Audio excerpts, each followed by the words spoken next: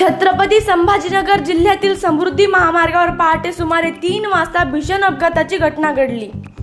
Maliwada toll नाक्यापासून अंदाजे 15 ते 16 kilometre अंतरावर मुंबईकडे जाणाऱ्या महामार्ग क्रमांक 463 वर साईराम ट्रॅव्हल्सची भारत बेंच प्रवासी बस MH19 CX 3015 अचानक पेट घेतल्याने खळबळ उडाली।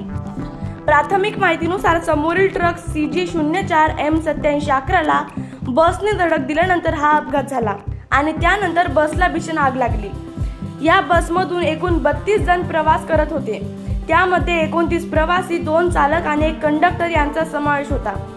अपघातात अमोल सुरेश शेलकर वय 38 राहणार खामगाव जिल्हा बुलढाणा यांचा दुर्दैवी मृत्यू झाला असून 1 प्रवासी जखमी झाला आहे। अन्य प्रवाशांना वेळीच बाहेर काढल्यामुळे मोठी जीवितहानी टळली। घटनेची माहिती मिळताच मुख्य अग्निशमन अधिकारी खांडेकर यांच्या मार्गदर्शनाखाली पदमपुरा व कांचनवाडी अग्निशमन केंद्राचे पथक तातडीने घटनास्थळी दाखल झाले। उप अग्निशमन केंद्र अधिकारी विनायक कदम, ड्युटी अधिकारी, अग्निशमन जवान व वाहक चालकांनी शर्थीने प्रयत्न करून आग पूर्णपणे विझवली।